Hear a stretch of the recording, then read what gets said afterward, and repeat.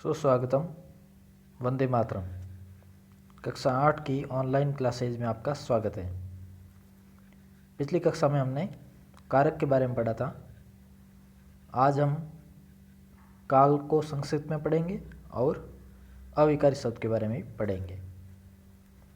पिछली कक्षा में भी हमने काल के बारे में थोड़ा सा शामिल किया था, लेकिन जो भाग रह गया तो एक बार वापस देख लेते हैं। तो पहले है काल। क्रिया के जिस रूप से कार्य व्यापार के समय तथा उसकी पूर्णता अथवा अपूर्णता का बोध होता है उसे काल कहते हैं। काल के 3 भेद होते हैं। पहला है वर्तमान काल, दूसरा है भूतकाल और तीसरा है भविष्यत काल। तो अब है वर्तमान काल।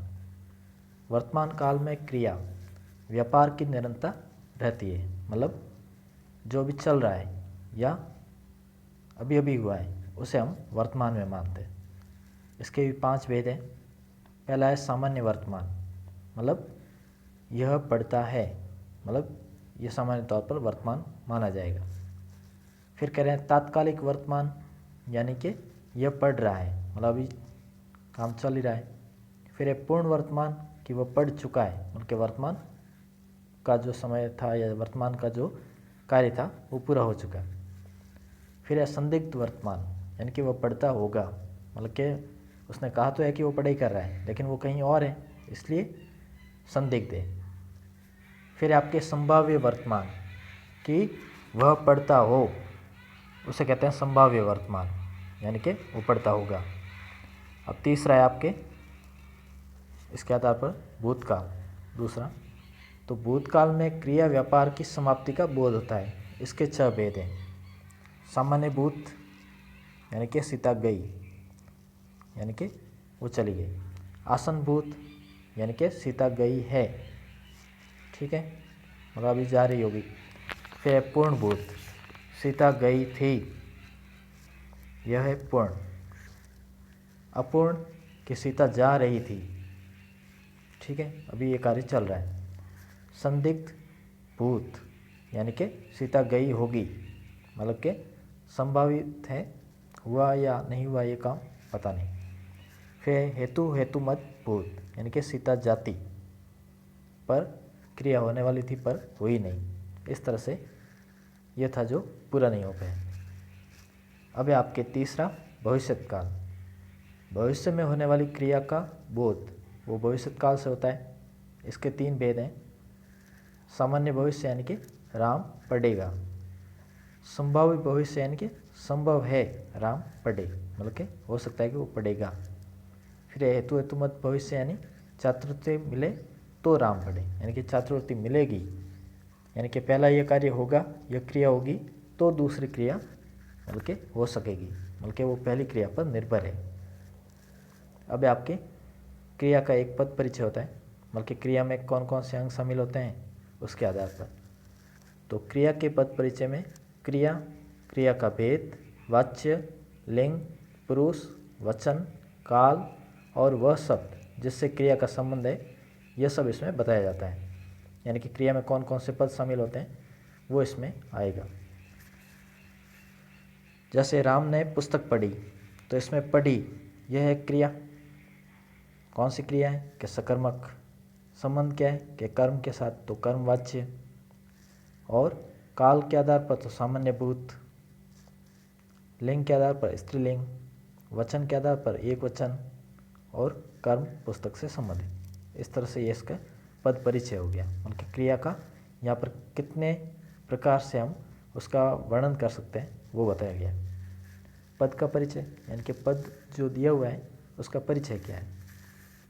फिर दूसरा है मोहन कल जाएगा, तो जाएगा यह है क्रिया, अकर्मक क्रिया है, कर्तृवाच्य है, यानी कि कर्ता पर आधारित है, सामान्य भविष्यत है, यानी कि अभी हो जाएगा, ठीक है, और पुल्लिंग है, यानी कि पुरुष है, एक वचन है और कर्ता मोहन से संबंधित भी है, ठीक है। ये था क्रिया का पद परिचय। अब है आपके अव्यय या अविकारी शब्द। इसकी परिभाषा है ऐसे शब्द जिनमें लिंग, वचन, पुरुष, कारक आदि के कारण कोई विकार नहीं आता तो वे अव्यय कहलाते हैं।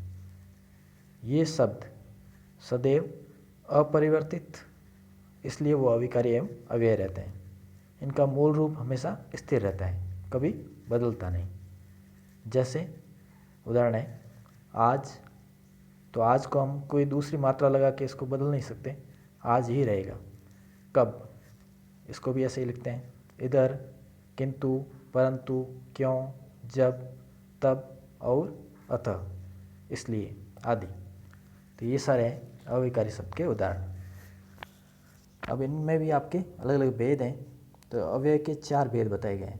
पहला है क्रिया विशेषण, दूसरा है संबंध बोधक, तीसरा है समुच्चय बोधक और चौथा है विस्मयादि बोधक। अब हम इन चारों के बारे में विस्तार से पढ़ेंगे। तो पहला है क्रिया विशेषण। जो शब्द क्रिया की विशेषता बतलाते हैं उन्हें क्रिया विशेषण कहा जाता है। क्योंकि जैसे एक विशेषण के बारे में हमने पढ़ा था, तो वो तो किसकी विशेषता बताता, कर्ता के बारे में, ठीक है। लेकिन यहाँ पर है जैसे संज्ञा और सर्वनाम के बारे में विशेषता बताता था विशेषण, जबकि यहाँ विशेषण जो है वो क्रिया की विशेषता ही बताएगा, इसलिए वो क्रिया विशेषण कहलाता है। तो इसमें भी भेद है। अर्थ के आधार पर क्रिया विशेषण 4 प्रकार के होते हैं। पहला है आपके स्थानवाचक। तो इसमें देख लो, स्थितिवाचक के आधार पर कि यहाँ, वहाँ, भीतर, बाहर, ये स्थितियाँ हैं। फिर है दिशा के आधार पर दिशावाचक, इधर, उधर, दाएं, बाएं। अब है दूसरा कालवाचक। इसमें है समयवाचक, यानी कि आज, कल, अभी, तुरंत, तो ये तो समय में आ गया। अवधि के आधार पर कहें तो कि कितना लंबा वो चलेगा, तो रात भर, दिन भर, आज, कल, नित्य। अब है बारंबारतावाचक, यानी कि हर बार, कहीं बार, प्रतिदिन। ये सब है काल के बारे में बताने वाले क्रिया विशेषण है, यानी कि ये ऐसी क्रियाओं के आगे लगेंगे। अब है परिमाणवाचक। इसमें आपके 5 दिए हुए हैं। पहला है अधिकता बोधक, यानी कि बहुत, खूब, अत्यंत, अति, ये उस क्रिया के आगे लग जाएंगे, ठीक है। फिर है न्यूनता बोधक, जरा, थोड़ा, किंचित, कुछ, ये सब इसमें आएंगे। न्यून का मतलब होता है कम। अब है पर्याप्ति बोधक, बस, यथेष्ट, काफ़ी, ठीक, ये सब आएगा। मतलब जैसे आप कोई भोजन वगैरह कर रहे हैं तो कि मैंने खूब कर लिया, इस तरह से। तुलना बोधक, यानी कि किसी के साथ में होड़ करते हैं या तुलना करते हैं, तो उसमें आएगा आपके कम, अधिक, इतना, उतना। अब है श्रेणी बोधक। इसमें होगा जैसे बारी बारी, तिल तिल, थोड़ा थोड़ा, ठीक है। तो इस तरह से ये हो गए परिमाण। परिमाण का मतलब होता है कि उसका माप तोल के आधार पर होता है ना, कि कितना होगा उसके आधार पर। तो क्रिया कितनी है, कम है, ज़्यादा है, उसकी तुलना यहाँ से होगी। अब है आपके रीतिवाचक। इसमें है, रीति का मतलब होता है तरीका या प्रकार, तो ये शब्द भी काम में आते हैं। जैसे ऐसे, वैसे, कैसे, धीरे, अचानक, कदाचित, अवश्य, इसलिए, तक, सा, तो, हाँ, जी, यथासंभव। तो ये सब आपके हैं रीति, यानी कि क्रिया के आगे लगाने का तरीका, बोलने का तरीका। अब आपके संबंध बोधक दूसरा मुख्य प्रकार है, क्रिया विशेषण की तरह ही संबंध बोधक। जो अव्यय किसी संज्ञा के बाद आकर उस संज्ञा का संबंध वाक्य के दूसरे शब्द से दिखाते हैं उन्हें संबंध बोधक कहते हैं। जैसे उदाहरण है कि वह दिन भर काम करता रहा, दिन भर, तो ये इसमें आ गया। ये आपने पहले देखा था, जैसे कालवाचक वाला था ना क्रिया विशेषण, उसमें भी इसी तरह था, वैसे यहाँ पर भी है। तो यहाँ संबंध किस में बताया जा रहा है, संज्ञा कि वह दिन भर काम करता रहा, मतलब कि वो काम करने का तरीका तो है, लेकिन कैसे, दिन भर, यानी कि लंबे समय तक वो चलता रहा। तो ये काम का संबंध बता रहा है कि वो कितने समय तक चला। फिर कह रहे हैं मैं विद्यालय तक गया था, मतलब यहाँ भी वो संबंध है विद्यालय तक, यानी कि विद्यालय से होकर वो आया। तीसरा है मनुष्य पानी के बिना जीवित नहीं रह सकता, तो यहाँ भी संबंध है कि वो उसके बगैर जी नहीं सकता। अब है आपके अन्य उदाहरण कि संबंध बोधक अवयवों के कुछ और उदाहरण है कि अपेक्षा, समान, बाहर, भीतर, पूर्व, पहले, आगे, पीछे, संग, सहित, बदले, तुम्हारे या सहारे, आसपास, भरोसे, मात्र, पर्यंत, भर, तक, सामने आदि। तो इस तरह से ये संबंधों के आधार पर वो जुड़ रहे हैं, ऐसे शब्द हम प्रयुक्त कर सकते हैं। अब तीसरा है आपके समुच्चय बोधक कि दो वाक्यों को परस्पर जोड़ने वाले शब्द वो समुच्चय बोधक अव्यय कहे जाते हैं। जैसे सूरज निकला और पक्षी बोलने लगे, तो ये समुच्चय हो गया और से, यानी कि सूरज निकला और पक्षी बोलने लगे, तो इस तरह से ये समूह में जोड़ दिया गया। अब आपके समुच्चय बोधक अव्यय यह मूलतः दो प्रकार के होते हैं। पहला है समानाधिकरण और दूसरा है व्यधिकरण। तो समानाधिकरण समुच्चय बोधक के भी चार उपभेद हैं। संयोजक यानी कि और, एवं, तथा, इससे तो जुड़ते हैं। समुच्चय तो है लेकिन समुच्चय भी जोड़ने वाला भी हो सकता है और अलग करने वाला भी हो सकता है। तो अगला है विभाजक, या, अथवा, किंवा, नहीं, तो। अब है विरोध दर्शक यानी कि जिससे विरोध प्रकट होता हो, पर, परंतु, लेकिन, किंतु, मगर, वरन। अब है परिणाम दर्शक यानी कि यहाँ परिमाण नहीं है, यहाँ परिणाम है। इसका अर्थ होता है कि उसका, जैसे अंग्रेजी में आप देखते हैं ना रिजल्ट वगैरह, तो बस वैसे ही है। तो इसलिए, अतः, अतएव, तो ये सब इसमें आएंगे। तो ये थे आपके समानाधिकरण समुच्चय बोधक। अब है आपके व्यधिकरण समुच्चय बोधक के चार उपभेद। तो कारणवाचक, इसमें विचार है कारणवाचक, उद्देश्यवाचक, संकेतवाचक और स्वरूपवाचक। कारणवाचक में है क्योंकि, जो कि, इसलिए कि, ये सब इसमें आएंगे। उद्देश्य में कि, जो, ताकि। संकेतवाचक में जो, तो, यदि, तो, यद्यपि, तथापि। अब है स्वरूपवाचक कि, जो, अर्थात, यानी, ये सब आएंगे स्वरूपवाचक में। अब है आपके विस्मयादिबोधक। जिन अवयवों से हर्ष, शोक, घृणा आदि भाव वो व्यंजित होते हैं यानी कि सामने प्रकट होते हैं, तथा जिनका संबंध वाक्य के किसी भी पद से नहीं होता, उन्हें हम विस्मयादिबोधक अव्यय कहते हैं। जैसे हाय वह चल बसा। तो अब इसका जरूरी नहीं है कि इस पंक्ति के साथ में या इसके उससे कोई मतलब नहीं था, फिर भी वो जोड़ लिया गया। अब है आपके इसके उदाहरण ही और कि इस अव्यय के निम्न उपभेद भी है। पहला है हर्षबोधक, इसमें आपके आएंगे शब्द वाह, आह, धन्य, शाबाश। फिर आपके शोकबोधक, इसमें आएंगे शब्द हाय, आह, त्राही त्राही, ये सब।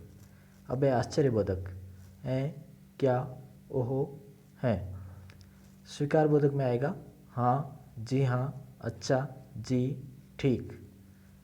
ठीक है, ये विस्मयादिबोधक में आपके अलग अलग भाग हैं। फिर है अनुमोदन बोधक। अनुमोदन का मतलब होता है सामने वाले को स्वीकृति देना, ठीक, अच्छा, हाँ हाँ आदि। तिरस्कार बोधक का मतलब होता है उससे दूर हटना या उससे पीछे चढ़ाना, जैसे चे, हट, दिख और दूर। संबोधन बोधक में होगा अरे, रे, जी, हे, अहो। तो ये सब थे आपके विस्मयादिबोधक के भाग।